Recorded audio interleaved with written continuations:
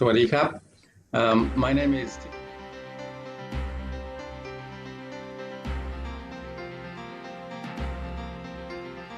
สวัสดีครับ My name is Sitinan Pongsutirak. I'm the director of the Institute of Security International Studies at Chulalongkorn University. Welcome to our fifth webcast. Greetings to everyone. I know we have viewers from different parts of Bangkok, but also Thailand and Southeast Asia and a little bit beyond, even I think Australia and a few other countries. So welcome. We've had four so far webcasts over this COVID period. Initially, we had the ASEAN response to COVID-19. Then we followed up with another one on Southeast Asian governments' responses, looking at the comparative responses of Southeast Asian governments and different regime types across Southeast Asia vis-a-vis coronavirus. And then we followed up on a third webcast with a session on the economy, Thai economy. And the last one we had 2 weeks ago was on the trade-offs and dilemmas between the public health safety and economic reality. Now we're turning our attention to Thai politics. And I'll go into that a little bit more, but I just want to first introduce our two speakers and also to say a couple of things about our sponsorship. We've been supported by the Frederick Naumann Stiftung over the last 4 webcasts, including this one. So I want to acknowledge, I forget every time, but it's in the email. If you get the email, you will see the acknowledgement. So we want to thank them, Frederick Naumann Stiftung. In addition, I want to note that we've had an expanding viewership, which is something that we did not, this is a new terrain, new territory for us, doing online, virtual, but the viewership, including live viewership, the live viewership is pretty steady, but the video viewership has gone up to about 4,000. So that's something that even in person, when we were doing this public forums and seminars and conferences at Chulalongkorn and other places, when ISIS was a host, we had very good, robust turnouts always, but never this kind of 4-digit number. So it's heartening and encouraging. Now, this time we have webcasts available on the Facebook, ISIS Thailand Facebook, but at the same time, I think that it's on YouTube as well. So you can tune in to either medium, either platform, but the content should be the same. Let me introduce our two speakers. Some of you will have received the email invitations, but some may not. So I need to tell you a little bit about our two speakers today. I want to thank them, first of all, for making time and their expertise and experience to be with us today. You know, Thai politics is something that's always out there, and the COVID-19 has disrupted, interrupted, and has taken a long pause, like a long break from many things because of our preoccupation, our foremost concern with you know, virus handling, virus fighting. So our first speaker will be my own colleague from my faculty, Dr. Phuongthong Phawakapant from the Department of International Relations and also Faculty of Political Science at Chulalongkorn University. She has, of course, a long list of publications and accomplishments, but I'll just say that her expertise is on Southeast Asian studies with special interest in political relationship between Thailand and Cambodia. Her current interest is on Thailand's contemporary politics. She has a forthcoming book. It's called Infiltrating the Society, the Thai military's internal security affairs. So this, I think, continues her work on the internal security operations command of the Thai military. Her previous work included the foreign press and its changing perceptions of the Thai monarchy. It was a chapter in a book. Dr. Phuongthong has a PhD from the University of Wollongong in Australia. She also has been a visiting scholar at the Harvard Yenching Institute at Harvard University, Center for Southeast Asian Studies at Kyoto University, and the Institute of Southeast Asian Studies in Singapore. So thank you for being with us, Dr. Pong Tong, and welcome. Thanks for having me. Dr. Jade Thonavanik, welcome, and thank you, Ajahn Jade, for being with us today. Dr. Jade is a Thai national who graduated from Thammasat University. He has a LLB from Stanford University and also a doctorate in law from Stanford University. He completed his postdoctoral research at the Max Planck Institute for Foreign and International Patent, Copyright and Competition Law in Germany. He's currently Dean of Graduate School of Law, Siam University, and the instructor at Mahidol University International College, Thammasat University College of Asian Scholars. I'll just say that Dr. Jade has also been a former constitution drafter and also advisor to different constitutional drafting committees. He's known as a kind of a legal mind for Thai constitutionalism, Thai politics. But in addition, I forget that he's actually a lawyer. He goes to court and he's an international trade policy law and patents and copyrights and things like that. So welcome to both of you. I'll just say as a kind of a groundbreaker, we've had a bumpy ride. There's been a lot of ups and downs in Thai politics over the last, you can say 6 years, you can say 10 years, you can say 2 decades. And, some will say even 100 years. Thailand has been really unsettled. The Thai political landscape has been very topsy-turvy, has been unstable, volatile, sometimes tumultuous. And we've had violence in the street demonstrations, protests, and so on. We've had 2 military coups in 2006, 2014. And since 2014, there's been another constitution. Thailand has had 3 constitutions since 1997. So it's a remarkable record, really. I mean, 23 years, 3 constitutions. And the 2014 coup led to the 2017 constitution. It was led by a military junta, and the leader of the junta is still the Prime Minister of Thailand, General Prayut Chan-ocha. The 2017 constitution eventually paved the way for elections in March 2019. So March last year, Thailand had an election, but the election really did not, I think by all accounts, it's fair to say, did not really settle Thai politics or Thai political landscape. Things are still a bit murky moving forward. So we have the same challenge that we've had over the last couple of decades. Thailand just has not been able to find a new balance, a new footing. This is a place, a country that is never smooth and trouble-free. It's always got some kind of friction and tension. But in the past, there was some kind of a moving mix and a working arrangement in Thai politics that allowed the political landscape to be manageable, workable, and enabling the Thai economy and Thai people to move forward. But now there's a sense that Thailand has been stuck over the last 6 years. The constitution of 2017 didn't really get Thailand out of its slump. And I think the election also produced a kind of a controversial government. And eventually, after the election, there was a coalition government. Early this year, we had the no confidence debate, and it was a controversial one. And the coalition government, led by General Prayut, survived the no confidence debate with a lot of drama.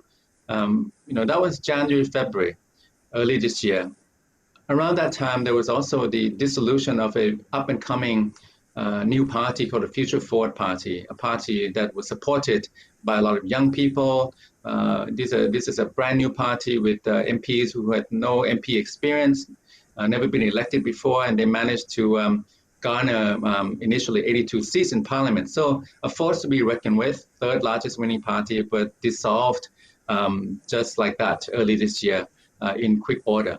And that kind of spawned a protest movement, if you will, the so-called flash mob among young people. I think a lot of young people who voted for Future Forward, they were awakened. This was a party that they thought would be the way forward for Thailand.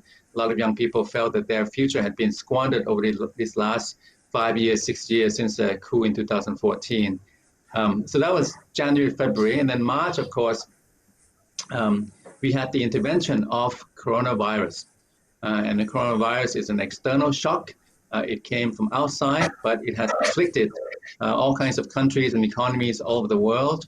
And Thailand, of course, is no exception. And Thailand has had to grapple with this COVID-19. And in doing so, in March, mid-March, late March, the Thai government under General Prayut, Prime Minister, they imposed a stringent measures that eventually led to a lockdown and curfew from late March all through April. And now in May, we're seeing better numbers, low infections, in fact, single digits. A few days ago, there was even 0 new infections. And so there's been some easing of the earlier draconian stringent measures and controls. The curfew today, for example, has been a bit reduced. Instead of 10 p.m. to 4 a.m., it will be 11 p.m. to 4 a.m. Department stores will be allowed to open again from the 17th of May. And, people can now go to the park. This was some earlier easing. So I think the climate under COVID-19 is easing with a lot of vigilance, with a lot of precautions, a lot of warnings from the authorities. Now that COVID-19 seems to be coming under control, we have to be careful and cautious about second waves and future infections. But nevertheless, the situation now, the fear, the panic is nothing like it was in March and April. With the easing, we will see if the emergency decree will be lifted by the end of this month when it expires. Also, Parliament is due to reconvene later this month. So it looks like Thai politics is kind of gearing up for another go.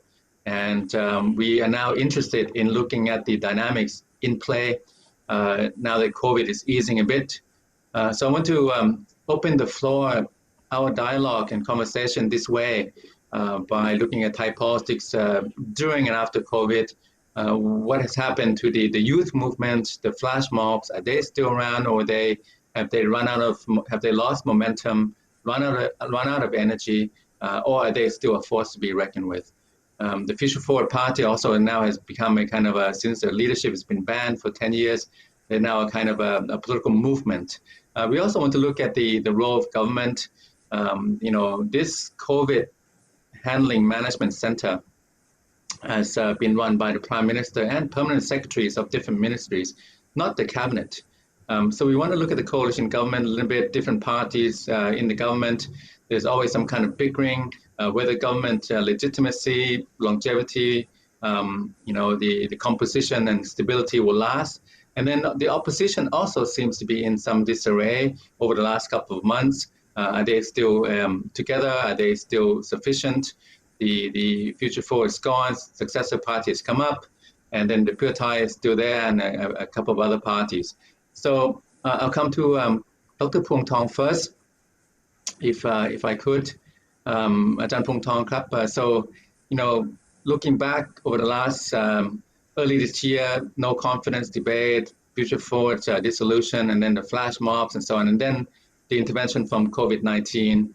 Now COVID-19 looks like it's under control, more or less, unless it gets another round that is worse. We probably will see more easing, and then Parliament might reconvene. It should reconvene later this month. Emergency decree might come to an end. And so maybe Thai politics is back in action. What should we be looking at, paying attention to, Ajahn Phung Thong krap? Thank you, Ajahn Thitinan. Good afternoon, everyone, all the online participants. Okay, I will get to the point that Ajahn Thitinan raised. First, I believe that the pandemic, after the pandemic subsides, student protest will surely make a comeback. But of course, it won't take place immediately after the easing of the lockdown. The students themselves are concerned about the infection, the pandemic as well. But so it might take another 3 to 4 months before we are quite comfortable with the situation. But even it might take another half a year from now on for the student to be able to organize a big side protest. I believe that their flame will not be put off easily, because the cause of the flame, the cause of the anger is still there. That is the military regimes of General Prayut and its allies. The government of Prayut is, I would say that it's very good at adding flames to the fire. Their nepotism, incompetence, ignorance, and indifference to the people suffering will re-emerge after the pandemic is gone. And that will keep enriching people, especially the youth. Moreover, I believe that the protests will be bigger than what we have seen before the pandemic took place, because the student-led protests will be joined by a large number of people who are suffering economic hardship, both in the city and in the provinces, the unemployed, the farmers, and those in the informal sectors. We know that they are now, their suffering is increased a great deal during the pandemic. And because many of them have suffered economic downturn for several years before the COVID-19 pandemic happened. So their situation is worsened, and then their situation is, their suffering galvanized. This galvanized their anger toward the government. Although the people are quiet during the lockdown, and the government appear to gain good credits from its able to contain the pandemic. But if we are not too blind or too deaf, we can see that the people's anger and frustration, we can see them via news report and social media on a daily basis. People can see clearly how the government treated the poor and the rich so differently. The rich get a package worth 100,000 million baht easily and quickly, but the financial aid of 5,000 baht per month for the poor was given out reluctantly and full of complicated and unclear criteria. Instead of helping boost up the government popularity, the scheme enriched the people. It reiterated the public perception that the government of Prayut since 2014 coup d'etat care very little about the poor and look at the poor with contempt. I don't need to remind you how many comments made by General Prayut in the past indicate such elitist attitude toward the people. And people are aware and remember all those things. And prior to the COVID pandemic, Thai economy already performed the worst in the region. While the neighboring country did very well, the Prayut regime and its bureaucratic apparatus proved failure even in normal circumstances. Now, we are facing the global economic catastrophe, which is expected to last many more years. So you don't need to be a genius to tell that this regime will never be able to lead Thailand out of the economic black hole. And we all know that Thailand has economic stagnation years before the pandemic.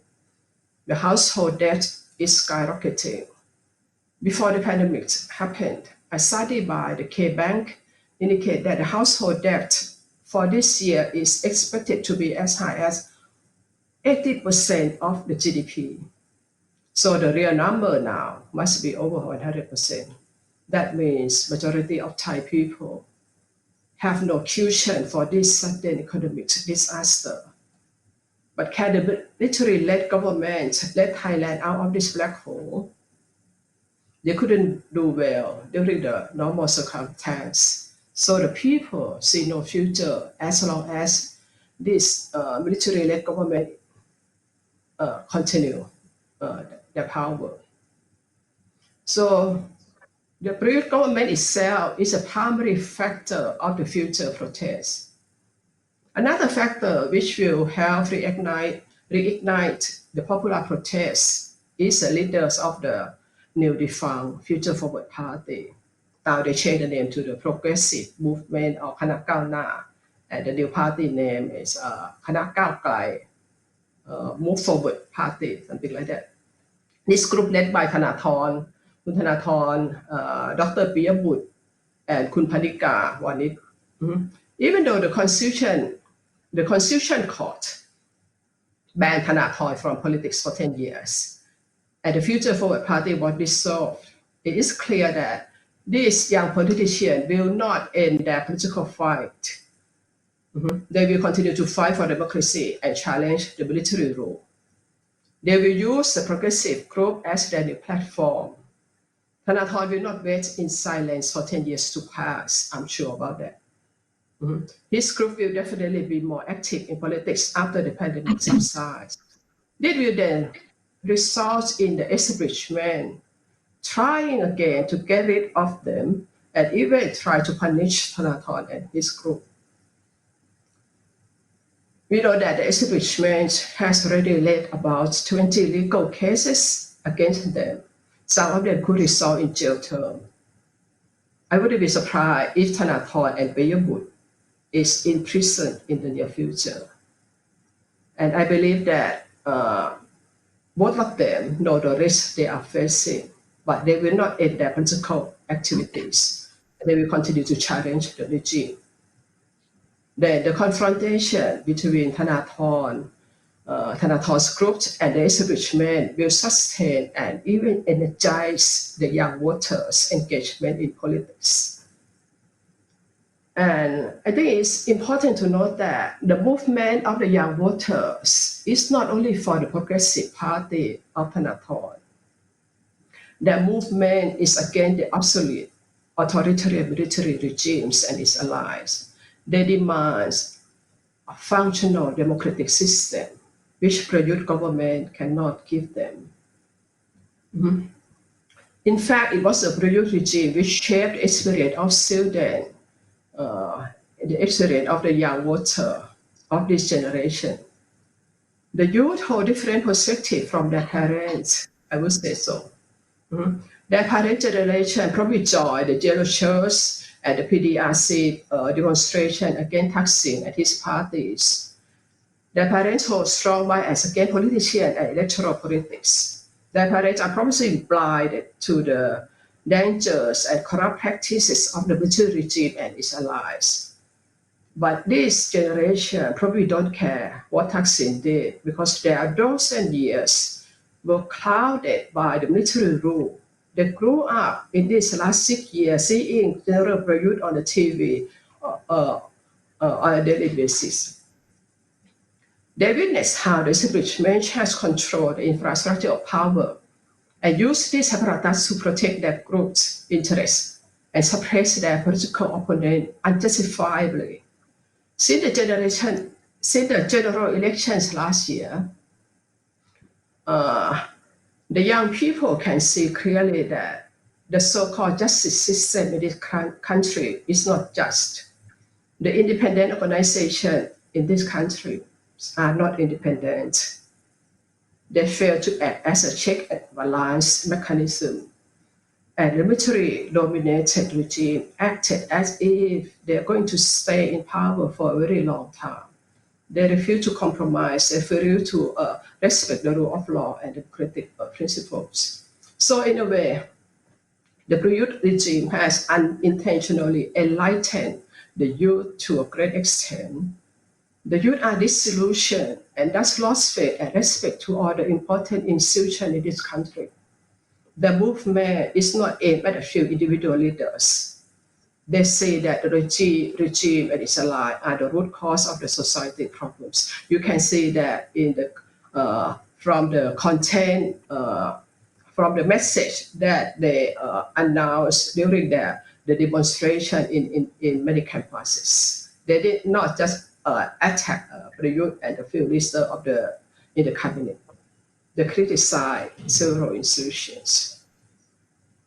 On the other hand, the former Future Forward Party was the first political party which the youth identified their interests with because of its promise to bring a comprehensive military reform and a more progressive socio-economic development agendas. Also, the Future Forward Party style of a very professional, intellectual, and have a middle class character are very attractive to the young voters. While the style of the old political parties, either the Pheu Thai or the Democrat, are not attractive to them. Besides, this all party did very little to challenge the military regime, which is the root cause of problems in the perspective of the young voters. I also like to note that the popular base of Thanathorn groups is broader than college and school students, but it includes the professionals, the pro-democracy activists, and a lot of former lecturers. Its popular base is expanding while the popular base of the establishment of the yellow shirt is shrinking. Besides, if there is an anti-military demonstration organized by whichever group, those who are suffering the economic hardship will be ready to support the movement of the young voters. So I would like to conclude here first that I believe that they will make a comeback. Okay, thank you very much. Before I go to Ajahn Jet, I'm going to ask Dr. Phuong Thong, Ajahn Phuong Thong, this kind of follow-up question. I mean, the dynamics, the elements, the picture you have painted, I think many would agree with. I mean, it's a combustible situation. A lot of people are unhappy. Thai politics has been very suppressive. There's been a coup, and there's been a suppression of dissent systematically. But what about, I mean, where do you think the catalyst for this kind of a change or this kind of opposition from civil society, from anti-military elements and groups and so on, what should we be looking at? I'm just thinking, look, in 2010, there was a big red shirt protest against the kind of military-backed government. And it had to be organized. It was funded and organized. You can say both sides, since 2006, 2007, 2008, 2009, 2010, the last 20 years of Thai politics, you didn't really have street demonstrations that were not really organized, funded, and led with a certain agenda. And I'm just looking at the situation now. I mean, it looks very ominous. A lot of people are going to be unhappy. In addition to students and the young, the youth, and the future forward people and so on. There's a lot of people now who've lost their jobs. They don't have the means. They're suffering hardship. So they're not going to be happy. At the same time, unlike 1997, 1998, they have nowhere to go. The government has a very small fiscal space to alleviate these economic pains. And then at the same time, the Thai economy is supposed to contract anywhere from 5 to 10%, 5%, 5.2 if you listen to the central bank. 6.7% IMF contraction. TDI is saying 10%. I mean, this is unheard of, unprecedented for Thai economy to be suffering a deep contraction like this with very small fiscal purse strings and space to deal with without exceeding the debt ceiling, the public debt of 60%. So when we look at the economy, it's really bad news for a long time. However, Ajahn Phuong Thong, what if the government is backed by the military? I think that's common knowledge. Can they just use force, coercion, intimidation, lawfare, sue people, put them in jail, and put a lid and keep a lid on Thai politics like this for the last 6 years? They can do this again for the next 6 years. Would that be possible? Yeah, that's what they have been trying to do. That's what they have been doing in the last 6 years since the coup d'etat in 2014.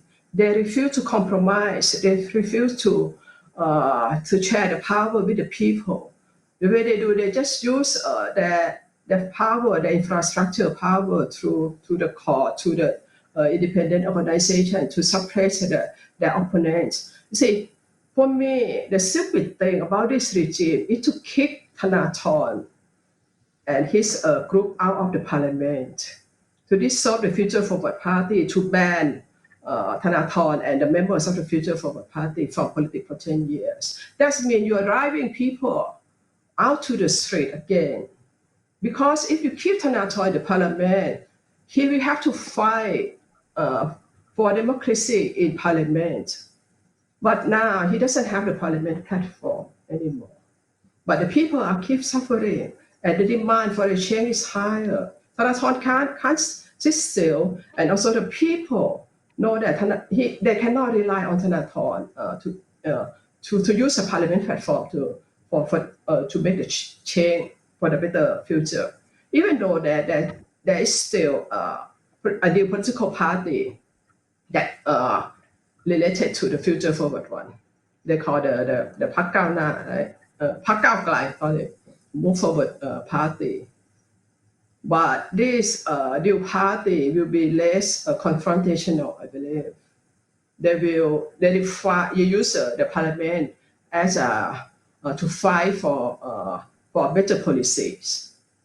But you see, Thai politics has so many dimensions. You see, and Thanathorn will be, he himself, we know that both Thanathorn and we would have a very leadership charisma.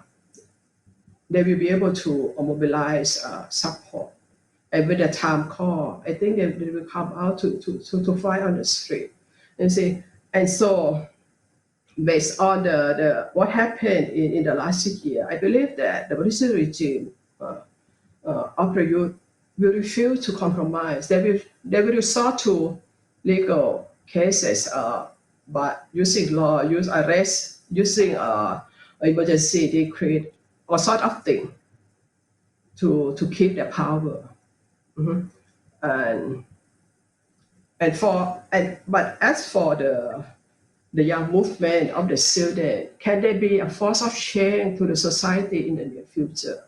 I think they're still at their early period. The movement is still young. We need to give them time to learn, to coordinate among themselves, among the universities, among students in different universities, and even to maybe to coordinate with other groups in the provinces, such as the region in the provinces. They don't have to be a unified movement, but they should work together, and they should share. They should know that they have common goal. That is fighting for democratization. So even if they take time for the student movement to get a stronger, the weak point of the student movement, the movement of these students, because they lack experience. They don't have a sponsor. They don't have a big boss to lead them. But the bright side of it, they don't have a conflict of interest, and I believe that they come with a good reason, with a legitimate reason to fight for democracy. They're fighting for their future, for the Thai society future. Okay. Thank you very much. Let me come to Dr. Jade. From what you've said, Jan Pong Tong, is that it points to a lot of tension and points to confrontation down the road. Unless there are some changes, there's some compromises, it doesn't look very good. It looks kind of ominous and alarming. Ajahn Jade, come to you. I mean, you've helped write Constitution before and been on Constitution advisory positions. We have a lot of issues. I mean, Parliament has not been part of the COVID handling at all. So, what role can Parliament perform to mitigate, alleviate some of this political tension that we are likely to see after COVID? And also, the Constitution of 2017, it has led to an election, but the election really has not lead to some kind of a balance or a political settlement. So people are unhappy on all sides, but one side is in power. And they were talking about having constitutional reforms. Eventually, ultimately, the Constitution, the law of the land, supreme law of the land, that will have to be the ultimate answer in terms of resetting the Thai political landscape, in order to find a way forward again. What do you think, in your view, what we've seen earlier, the first couple of months this year, and then the COVID period, and then the post-COVID, we like to see more tension and maybe confrontation, Ajahn Jade? Yes. Thank you, Krap Chanthitinan.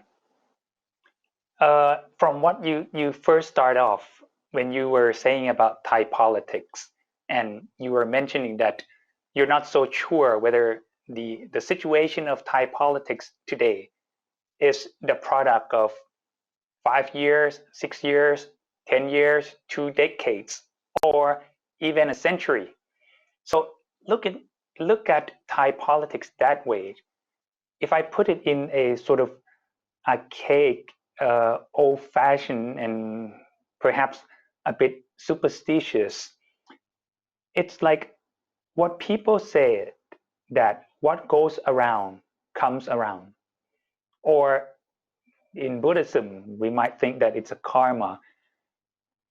Look at Thai politics. One of the issues dating all the way back to 1932, you might have seen that there was a movement that they call themselves as the People Party, or Cana Raษฎร. That movement also did not have any legitimacy in doing what they did. The people overall around the country perhaps had no idea of what they were doing. Maybe the people in that era did not agree with what they did. So to many, they thought that such movements were fabulous to bring democracy to this country. But look at it in another way. That movement caused problems from then all the way until now, because that was a forceful coup d'etat, and the first coup d'etat not only against the government and not only against a regime that only administered the country, but against the supreme power in the country then, that was trying and had all the attempt, even ever since prior to the reign of King Rama VII, in order to bring democracy to the country. If we look at history, we will find that King Rama V, King Rama VI, all the way to King Rama VII, had tried in order to bring this country to democratization. But that group of people took His Majesty King Rama VII down. And needless to say, what had been done during such time. That vicious cycle still happens in the wake of democracy these days. If you look at this latest coup and every other coup d'etat in this country and in every other country, people felt that a coup d'etat is done against the government, which is not true. The coup d'etat is done against the head of the state. In every country where a coup d'etat is stated, that was staged against the head of state. That means all the coup is equal to the 1932 movement of the People Party to take down the power of His Majesty the King. So this latest coup d'etat did the same thing. It's a vicious cycle.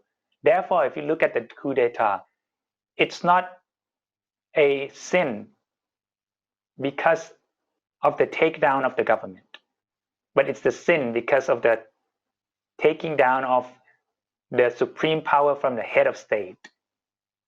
And ever since 1932, we have the two powers that join in order to administer the country overall. The head of state, which is or has always been the king, and the people. So in staging the coup, the power had been taken away from the king and the people. And that's the very problem. So from there, when we talk about the regime, this I think we have to be a little bit careful. Because people who are attacking the regime, and I think Ajahn Phuong Thong was giving example of how the Future Forward Party or Kun Thanathorn, Ajahn Piyabut, and now the progressive movement as well as the Move Forward Party might be doing, which is trying to challenge the regime. I think it's very fine to challenge the regime, which is called the government. It's also fine to challenge the regime that is called the National Council for Peace and Order, or the Kosachor in Thai, NCPO. But what we have also seen in the challenge of the regime, they strengthen the challenge all the way up to His Majesty the King. And I'm not so sure whether the movement, all these movements, are mainly trying to attack constitutional monarchy or democracy with the king as head of state. I think if that is so, this is very, very dangerous for Thai society. And I think it will not be fruitful. And in the end, if that is what the movement has been trying to do,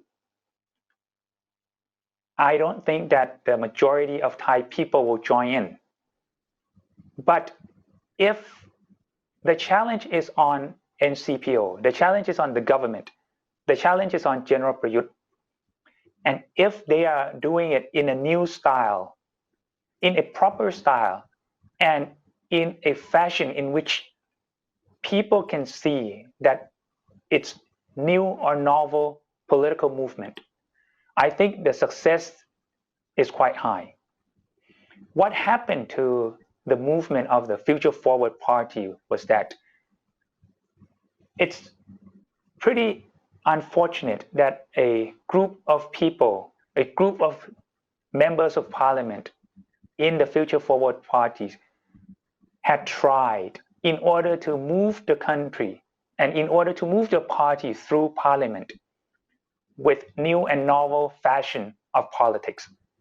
But some of the main actors of the parties, I can say, for example, Kun Thanathorn, Ajahn Piyabut, chose to use old-fashioned politics, fighting with verbal movements, going all the way back to 1932, talking about democracy in an old-fashioned way, moving in an attacking and unfruitful, literary and legalistic, which does not work, and it caused more tension.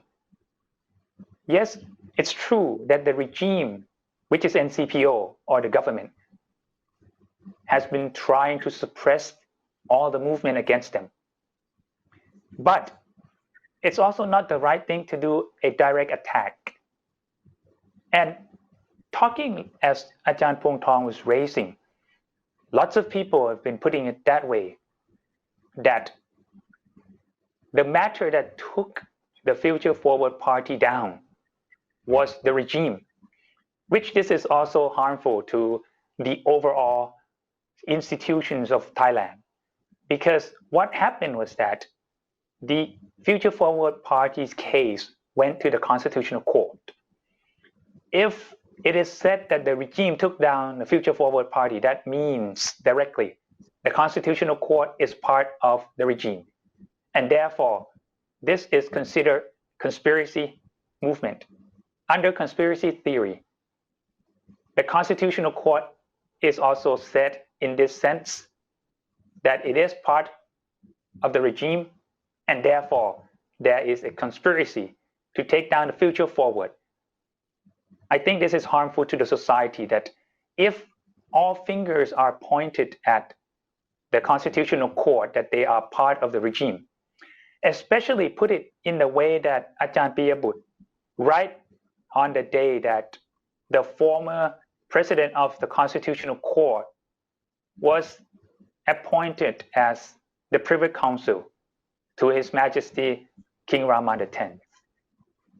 Ajahn Piyabut put it like there had been something done by the former president of the Constitutional Court, therefore he was appointed as the Privy Council. I think it would come back to what I said earlier about the regime. And I think this is harmful. So if we want to walk to reconciliation, if we want to walk to reform, I don't think what happened in 1932 should be redone today, any day in the future. We should come to the wake of new politics. We should call for new sort of democracy. We shouldn't put ourselves in the historical wheel that move backward instead of move forward. If we think that there is problem with our democracy today, then every other thing that happened yesterday, those are history, were history, and will always remain history. We talk about today, walk to the future. If we think that there's problem of equality, and when we talk about equality, of course, no one is naive enough to think that everybody will get everything equally. Everybody will get all payments equally. Everybody will have economic stability that is the same. No, but we're talking about a country which we have equity, we have fairness, and we have justice that can be accepted by the majority or by all. So I think that is the main point in which the new movement should take upon. If the new movement is taking upon this, I think what has been left out before the COVID-19 or before the outbreak of the coronavirus pandemic was that it's questionable why the Constitutional Court dissolved the Future Forward Party. That time, there was almost a movement which Ajahn Thitinan called flash mob. And maybe at that time, had the coronavirus not hit the country, it might have been a movement in which is not flash mob, but might be just a mob, a long-term mob, which we have seen many times in this country. That had not happened then. But just like Ajahn Pong Tong said, and I agree, it might be happening in the future. If that is still on, then the problem that have to be cleared out is what happened to the Future Forward Party, what happened to the Constitutional Court, why the verdict came out like that. And if we are walking to reconciliation of this country, I think we have two things to do. The first thing is that what had been left out prior to the COVID-19 about the Future Forward Party, about the Constitutional Court ruling, and about many other things will have to be talked over, will have to be cleared out, and we will have to walk to the new type of democracy together. The second thing is that ever since the coup that was staged, it was said that the coup will bring to our country a reform, many sort of reform, many types of reform, and we don't see anything to this moment.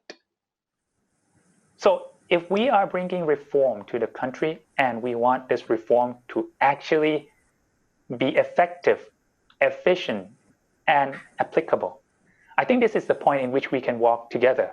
What sort of reform? And this kind of reform must not only be under the regime of the NCPO or this current government, but everybody should be joining and everybody should be invited to join. And I think from this point, part of what Ajahn Thitinan asked me earlier about constitutional reform will also be in this big reform of the country. Political reform, economic reform, and all sorts of reform, educational reform. Then we join hands in hands.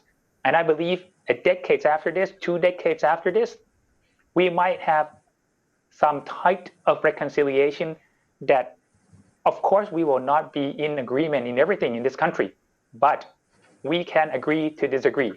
And we can disagree to agree to a certain extent, and that will be fruitful for the country overall.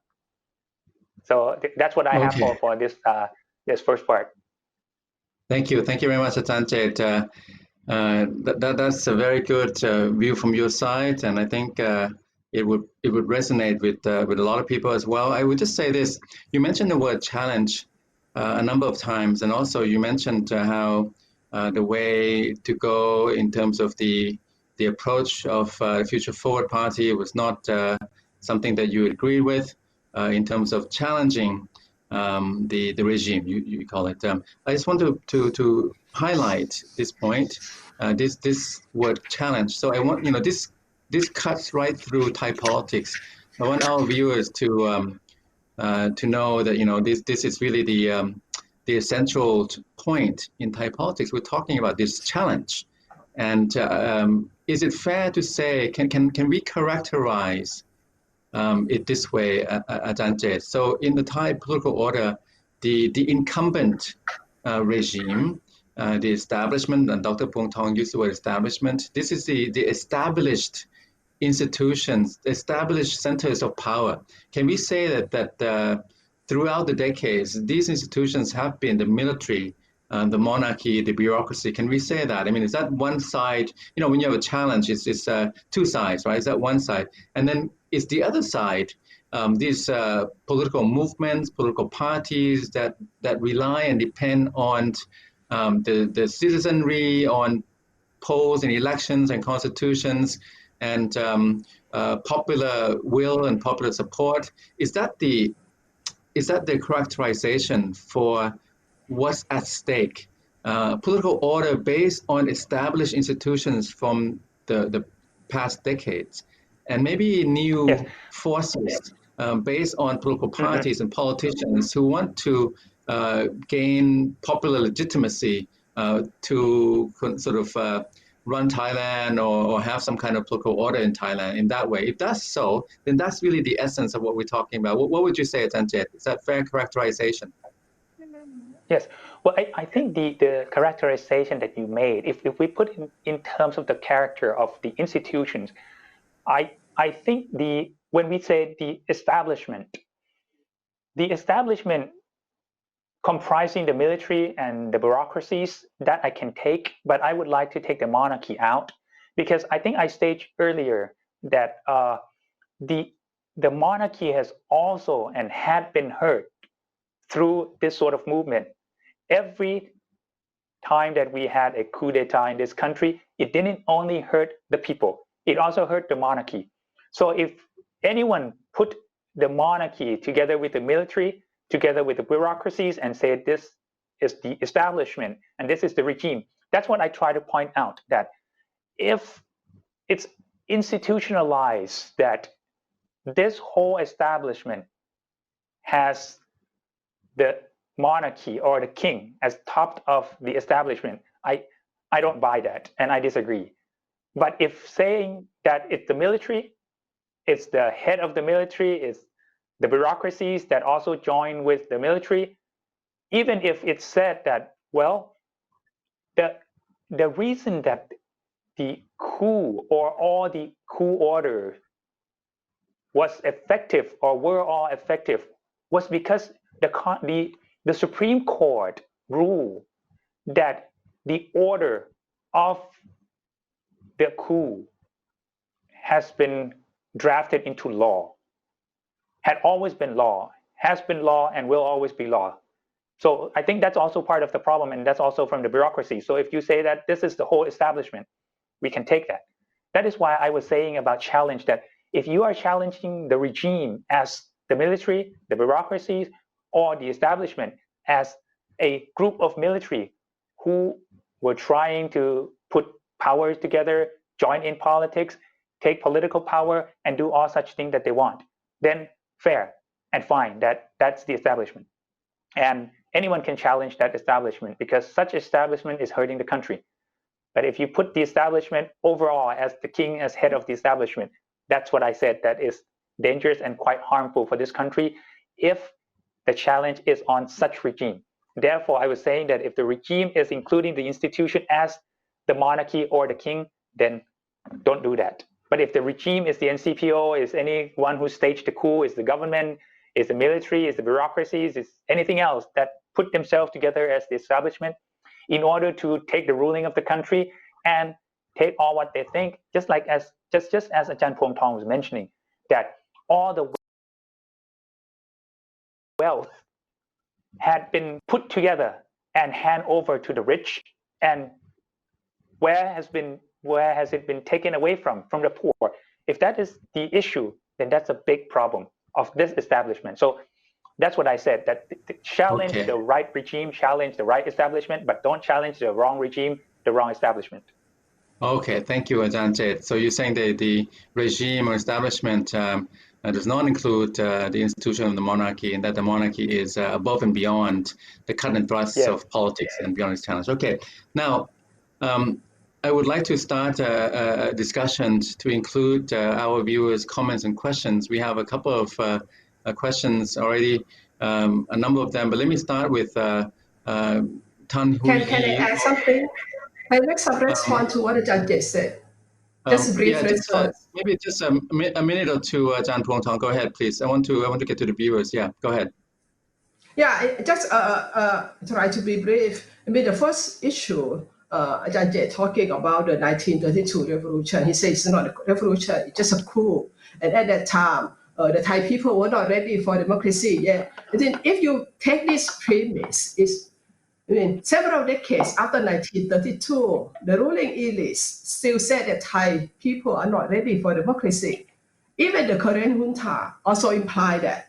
So it means that, in their opinion, Thai people are always ready and should be under the military regime. And we have been under the military regime longer than under the elected government. Okay. And also, that's the way you said that 1932 is just a coup d'etat. That's just one version of history. I mean, there are more than one version of history of the interpretation of the 1932. I would suggest, Ajahn Jay, you may not familiar with the academic works on social science, such as I would suggest you reading the book by อาจารย์ณัฐพลใจจริง called ฝันใฝ่ในฝันอันเหลือเชื่อ To Dream the Impossible Dream, which show how the royalists are trying to reverse the democratic process introduced by the 1932 people parties. And also even read the book by Professor Nakarin Mekpairat, 1932 Revolution. Professor Nakarin is now the member of the Constitution Court. Then that's a different version for what you interpret the 1932. And also when you're talking about that, we shouldn't include the monarchy in the establishment. You yourself included it when you accuse the former Future Forward Party of trying to do harm to the monarchy. When I say that they are trying to challenge the regime, I mean the military and its ally in the infrastructure of power, the independent organization, or something that show that show what they are standing for since the election last year, where it's always easy to use it accusation that to your opponent that they are not loyal to the monarchy, because this accusation is always powerful. But there's no ground, no evidence to suggest that Thanathorn is trying to do anything to that is disloyal to the monarchy. You just read their intention without any proof. Okay, and this has been running for too long. And I also when you're talking about the new politics, new style of democracy that we should introduce to Thailand, and you said that the Future Forward Party is using the old style of thing. I don't see how the NCPO, the military, the government of Prayut is very modern, very new, and trying to do something to improve democracy in this country. And let's say, I think Thanathorn, I would reiterate that he is trying not to fight politics on the street. That's why he chose to fight in the parliament. But it's the establishment that trying to kick him out of the parliament. Okay, thank you very much. Can I say a bit? Like I say, just 1 minute. 1 minute, please. Just 1 minute, because I have a lot of comments. Okay. I just want to say brief and short that I did not say what Ajahn Phuong Thong said, that Kun Thanathorn is against the monarchy. I didn't say anything. I was just saying, no, I didn't imply, Ajahn. I didn't imply. I was just saying, if it is, then I think do it the other way around. And I think fairly enough, I said about the General Prayut, and I think it's not only today that I said all along about General Prayut, about the regime, about the government, so on and so forth. And I also said it today. I didn't say that they're good. I didn't say that they're not old-fashioned. But the question that Ajahn Thitinan gave to me And the movement that we're talking about the future forward. We're talking about something else. So if you want me to talk about General Prayut, whether old-fashioned, whether so on and so forth, I can talk about him. But why are we talking about him? Because we're talking about the new movement. That's why I was talking about a new movement. I'm not talking about the old thing. And I also said that the 1932 is also as bad as the Prayut and any other coup. I said clear that all the coup was bad. So I just don't understand. What's the problem? Okay, thank you very much, Kap. We have, I want to kind of look forward a bit with some questions we have going forward. I want to look ahead and see where we are likely to be heading and how we should prepare and what we can do and so on. But for our viewers, I'll just say based on Dr. Pong Tong, Dr. Jade's comments and my own observation as well, it's very interesting that, 88 years ago in 1932, something happened in Thai politics. And somehow, for some reason, in these last months and several years, that year 1932 is very much alive again in today's Thai politics. It's very interesting. It's almost like it's coming full circle, 88 years somehow for various reasons. Now, a couple of questions about forward-looking kind of projections and analysis. One question from Straits Times correspondent Tan Hui Yi. As COVID-19 wanes, as it subsides, if we still have these stringent measures, what if the emergency decree is not fully lifted? And there'll likely be some stringent measures of control in place still, even as COVID-19 looks to be more under control. Would Thai people put up with that? That's the question. How much, to what extent would Thai people put up with more political control from the government in exchange for public health safety, in exchange for keeping the virus away? To what extent are they willing to give up some liberty to be safe from virus? And then another question from former ambassador to Thailand from Australia, James Wise. Last year he raised the point that 40% of the electorate that voted last year still voted for the coalition government parties that's in power now. The Palang Pracharat, the Democrat Party, Phum Chai Thai. So the coalition parties, they commanded about 40% or so of the popular votes. Now, has COVID-19 undermined that support? Has the Prayut government's handling and management of COVID-19, has it undermined his support base? Is he still popular? I mean, he was more popular after the coup in 2014, and maybe even after the election, he was able to put together a coalition government.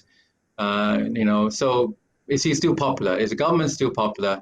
Does it still have support from his own people that voted for it last year? Ajahn Pong Tong, maybe we go with you first, Ajahn Pong Tong. Okay. For the first question, how much Thai people will put up with those stringent measures? You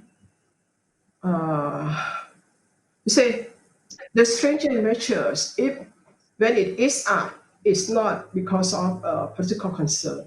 It's because of the people are outraged by their suffering, and they need to get job, to get the income. So I think that it's good that the government started to ease up the measure, and we have to do more. Otherwise, the suffering is unbearable. You will see people commit suicide more and more. See, I think it's just the beginning of the suffering. This will go on for at least a few more years. With the ease up of the stringent measures, it will allow students to come back. And when we're talking about students, it's not just those who still students, those who already graduated and couldn't find a job, become unemployed. I would say that it would be normal for students of this generation and the newly graduates to become unemployed for a couple of years, even those from the top university. It's not easy for them to find jobs anymore. So this will be the power, will be the driving force behind the protest that are ready to come out. And And also those in the provinces, they suffer more.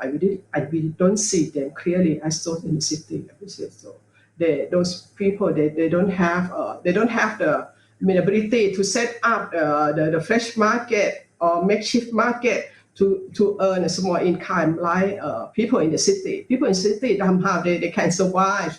They can make a makeshift market quickly in a couple of days. They create a new market, a new store to sell things. But in the province, they cannot. They have no facility. There are no income. There are no people to buy things from them. And for the second question, whether after the COVID-19, the Prayut government and the coalition party will be able to sustain their popularity. You see, we have to look back how those coalition party gain such a high popular votes. I think it's due to many factors.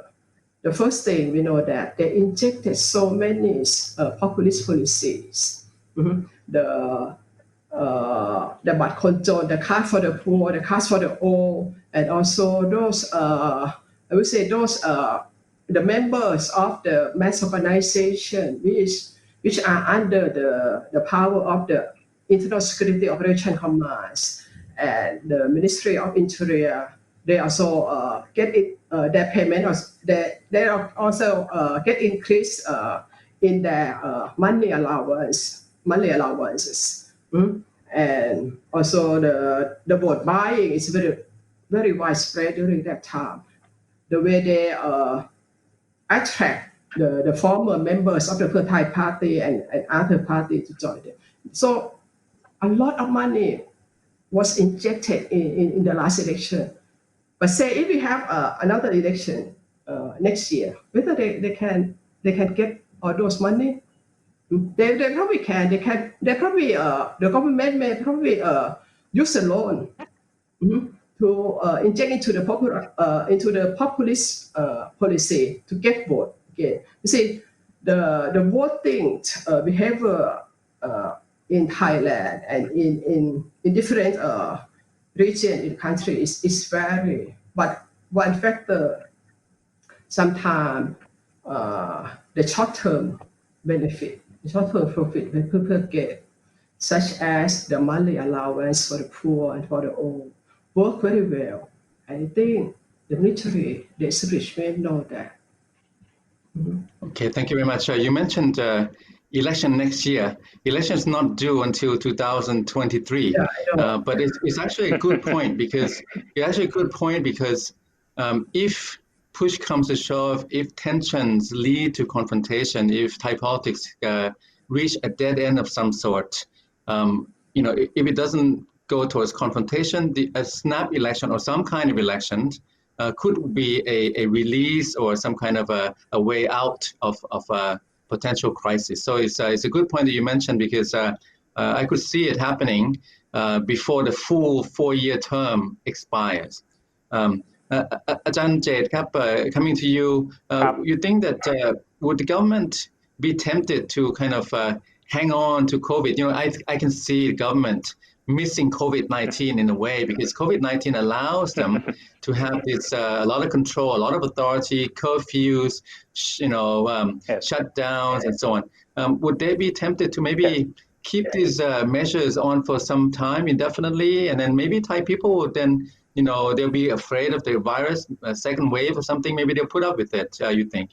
And then do you think the government now, especially General Prayut, less popular than maybe 6 months ago or a year ago, in your view?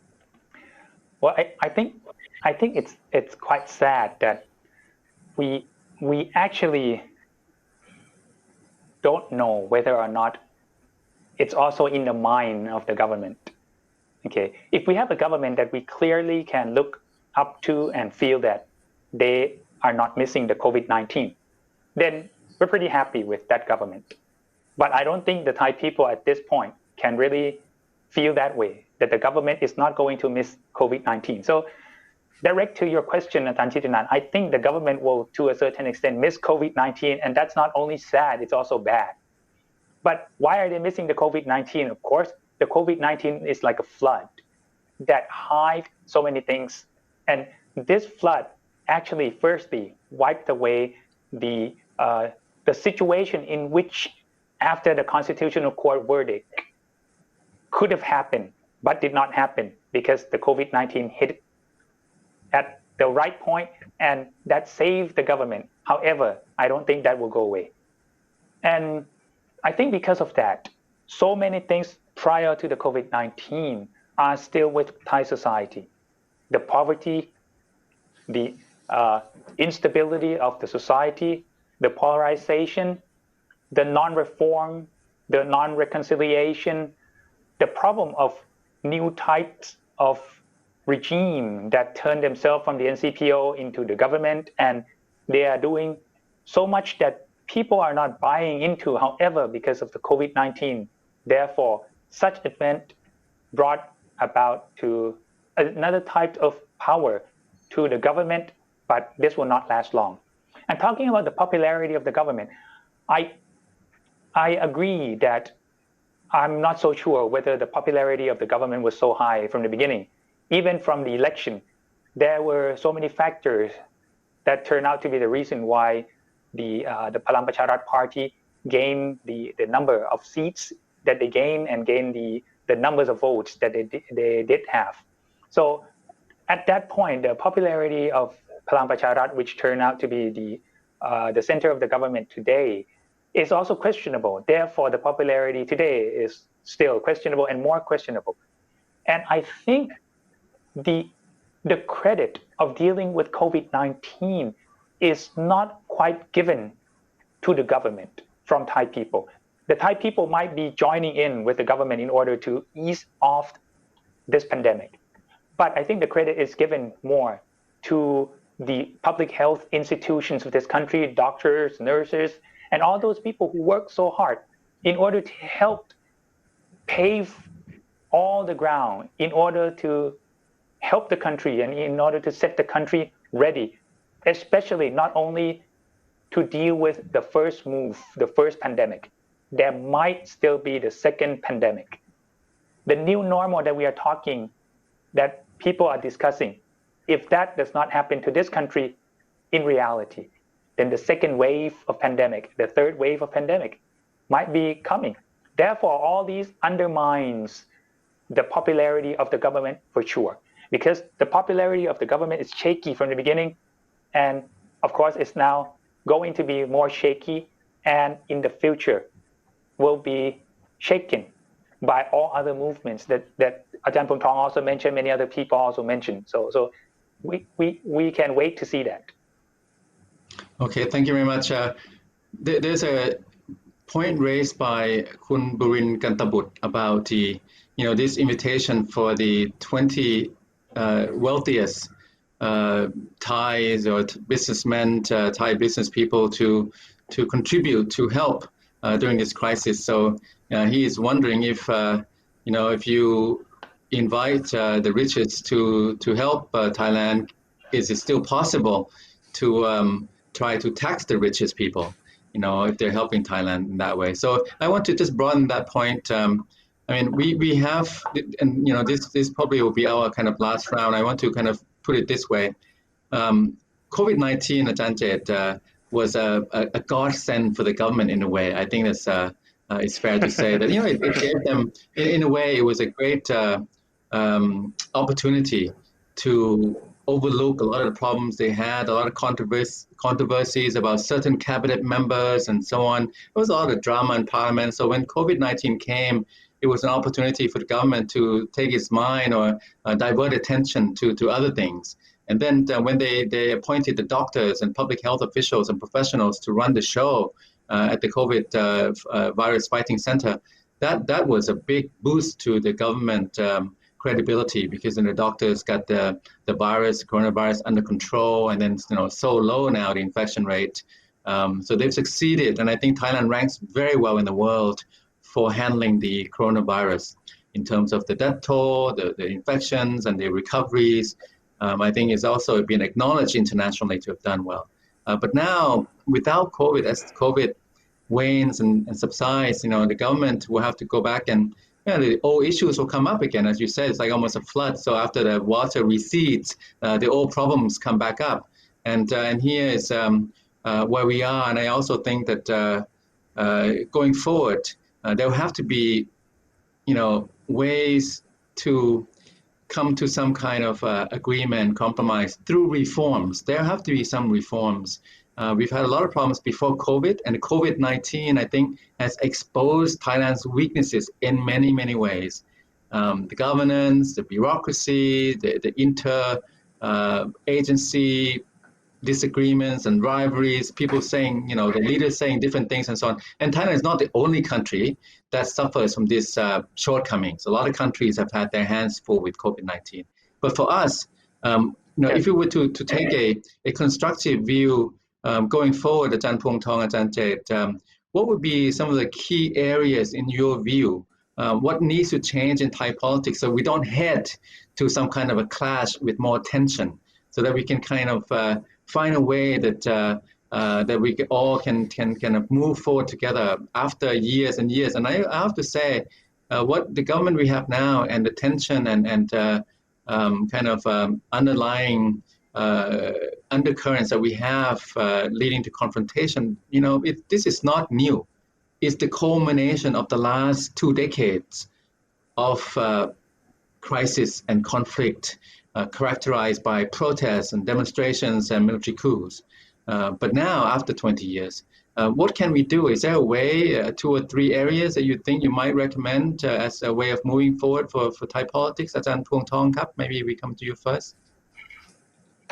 I'm not optimistic person. I don't have optimism for this government at all. I would expect at least they should trying to improve themselves. But what we have seen in these last 6 years under Prayut government, no, they didn't want to listen. You see, when you're talking about the reform, in their perception, the 20 years strategic plan is the reform, the perception reform. That is trying to control electoral politics, trying to control political parties. Mm-hmm. So actually, this strategic plan is way to weaken electoral democracies. If we have a legitimate elected government with a strong popular support, they won't be able to work with this plan. This is the idea of reform. That is trying to control politicians only. They have no idea about how the world is going to evolve, the globalization, preparing for Thailand for the next 20, 30 years. No, that's not the idea of reform. So, and when we're talking about the people they recruit into this drafting of this plan, reform, reconciliation, the kind of thing, they are a very conservative sector of the society. Among themselves, they don't listen to different ideas, different voices. That's a problem. I don't think that they are able to make a change, even though I think yesterday I saw that they include a young economist into this a new committee they set up to take care of the maybe economic problem. But you see, even though they recruit the new progressive technocrat into the government, the problem is this government is based on coalition parties, and each party have their own interests to care for. Mm-hmm. And they are in conflict, and we can say that just less than 1 year under the cabinet, we see the conflict of interest. We see the not so transparent practice among the cabinet member, and there's no good governance within the cabinet.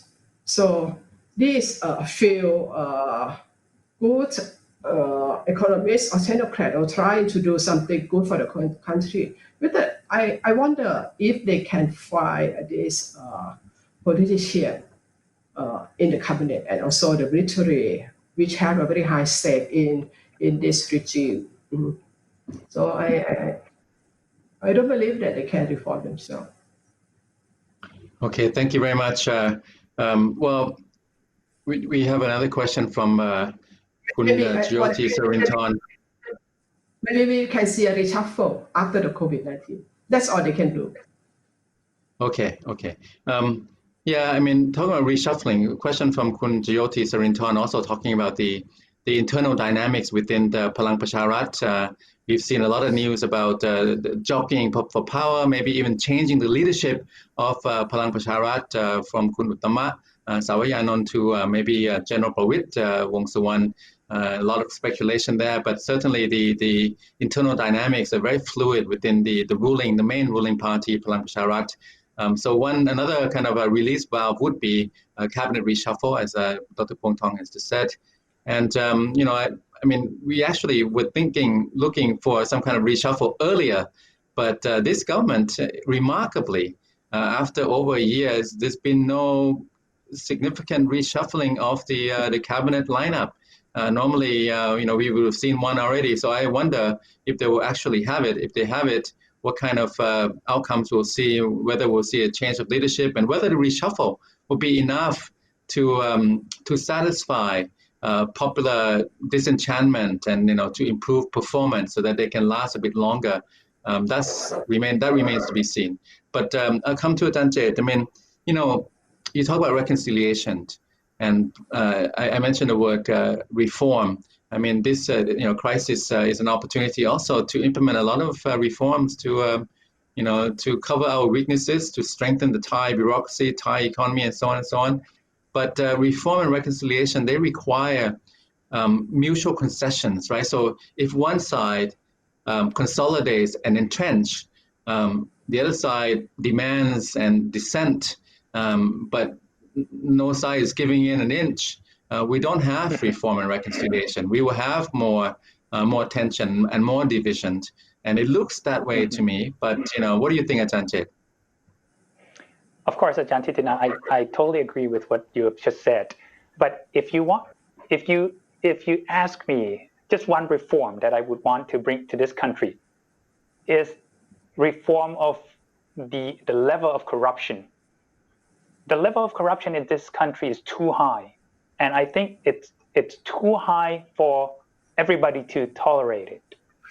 If we cannot eradicate corruption, we have to reduce it to a very, very low level that we can say corruption is not a serious problem in the country.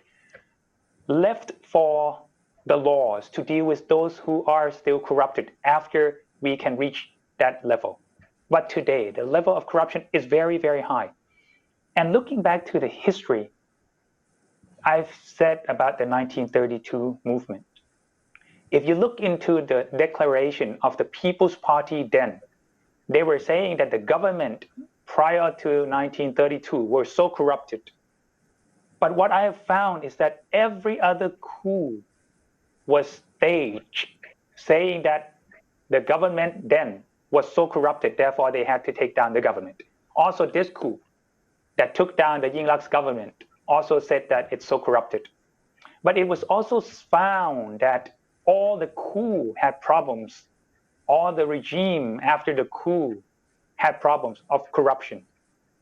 So that means everyone who had political power tends to corrupt. And in the military, in the police, in the bureaucracies, in all government offices, and not also that, linking to the private sector, people were saying, why this government also call upon only several companies? Why in the end, even for eradicating the COVID problems, they also called upon 20 richest of the country? What's the problem? Is money the issue, or it's something else?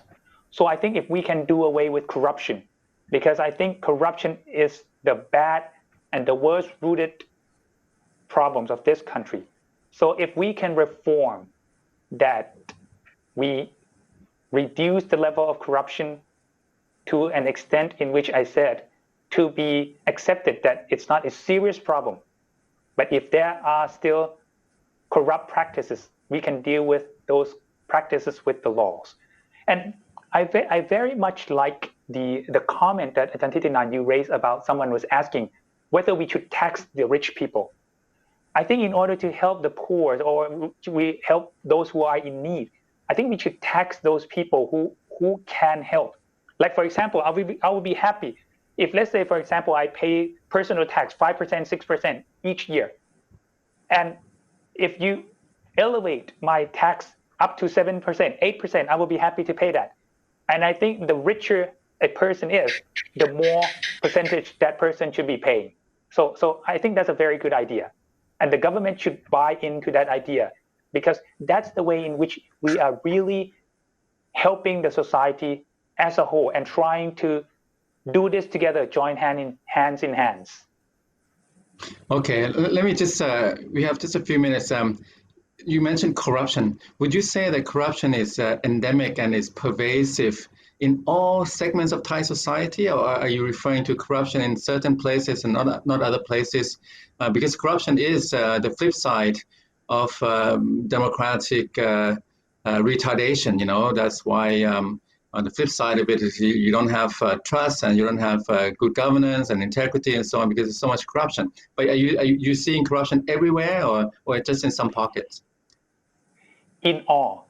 And I think this is the worst disease of this country. I'm not sure whether it's infected, but I think it's the worst disease of this country, and it's in all walks of life in this country. You can find it on the road, you can find it in the government building, you can find it in all the bureaucracies, you can find it in almost every police station, and you can find it almost all around yourself when you walk down the road, when you go everywhere in this country. So I think that's very, very bad for this society. Yeah, I think that you would have many people agreeing with that view, because it's pervasive, it's deeply embedded and entrenched. But I think the way to tackle it, you know, different people might have different views, and the process in doing so might be different in different views. Ajahn Phongthong, right. As a kind of a last comment, if you will, I mean. You know, you've said a lot about the progressive movement, and what you've said basically, it doesn't sound very good. It looks like we're going to head to more tension and confrontation. Possibly, maybe reshuffle can buy time. Cabinet reshuffle, maybe earlier election can put off these tensions. But ultimately, if there are not reforms and you know, concessions and accommodations. In the long run, we still will have this, you know, kind of underlying tension in Thai society. Would you say, Ajahn Phongthong? Well, I mean, we are facing an impasse, political impasse. You see, as I mentioned that the dissolution of the Future Forward Party and the kick out of Thanathorn for Parliament is has meant that our political path to democracy had locked down, had closed down again. So we are. I'm not sure. I mean, even though Kun Thanathorn said that he don't want to fight democracy on the street. He didn't want to lead people onto the street again. But I don't think that it's possible. I don't think that we can see democracy without fighting democracy on the street, because of the lawful platform or the legitimate or the institution or the legitimate platform has been shut down for the people to use. But you see, when I'm talking, just a last thoughts about democratization in Thai society, it's not just about those on the top that are trying, that's are the obstacle to democratization. I think the people too, the middle class in Thai society, they still enjoy the military regime. And what happened during the COVID is not good for electoral politics. The way Prayut government utilized Dr. Thavisin and the staff of the public health ministry to be the forefront of the COVID fight, and then keep those politicians from the Democrat, from the Phum Chai Thai party, Kun Atishin, Kun Jurin. I mean, we don't see them at all in this last month. It's not good for electoral politics. It shows to the people, especially the middle class, who already dislike or even despise politicians. You see, politicians are useless. They don't know to work. They are full of corruption. Now we have to rely on civil servants. They are more professional. They are more knowledgeable. See, this confirmed, this practice confirmed. There's a problem where the this coalition government is full of incompetent politicians. This government is it's based on the nepotism. Okay, I run out of time. Thank you. Ajante, if you want to have a last word, you may. Otherwise, I'll just bring this to a close. Anything would you would like to add? Okay, thank you very much. Look, our topic today. Thank you to both of you for your time, your expertise, your experience, and your effort. I mean, the topic is about Thai politics beyond COVID-19. So I'll just say to our viewers again, we heard the year 1932 more and more often in Thai politics, in the Thai political discourse, narrative, and somehow something that happened 88 years ago is coming back to Thai politics. More people are talking about it. So if you want to really understand and grasp what's going on in Thai politics, one way is to go back and look at what happened, what led to, what came after 1932, because it's being talked about again and again. And then I'll just say this as a last comment and observation. In the past, we've had crises. In the 1930s, of course, Thailand went through the Second World War, Cold War, all kinds of crises. 1973 in October, big student uprising. 1992, big uprising in Bangkok against the military disguise, dictatorship, just like 1973 in a way. And then eventually in the 2000s, the protests, yellow shirts, red shirts, 2 military coups. So all of this happened. But a lot of people still have been impressed and astonished at how Thailand keeps getting through and getting by. But I would say this time, it feels to me not like the past. First, the economic contraction is very deep. Unlike 1997, 1998, there's no cushion like we had before. The big agricultural sector in 1997, 1998 absorbed a lot of the unemployment, and they kind of provided a shock absorber safety net to allow the people to have livelihoods. And then in the 2000s, early 2000s, we had the recovery based on the external demand, based on the global economy. This time, deep economic contraction, no outside help. The global economy is tanking, is going to contract. This is a big difference than previous crises. And then, we've never had this kind of ongoing tension unresolved for so long. And, we have a new monarch, a new kind of constitution, new groups, new voices, a lot of youth movement presence. So it just feels to me like, this time we really have to pay attention. Otherwise, we cannot take the complacency of past crises and just think Thailand will just get by and muddle through. This time it will take some real effort, real reconciliation, real compromises, and some reforms, some mutual concessions and accommodation. Otherwise, will lead to, I think we'll see tension and potentially confrontation, which we do not want to see. Thank you very much, Ajahn Pongtong, Dr. Chet, Tonavanik, Dr. Pongtong, Pawakapan. And to all our viewers from ISIS Thailand, our 5th webcast, we will try to do something 2 weeks from now on regional economies or something about Thai business. We will see based on speakers. And I want to thank Frederick Nama Stiftung again, and also our tech team, our staff. Thank you very much, everyone. Thank you, Ajahn Pongtong, Ajahn Ek. Thank you.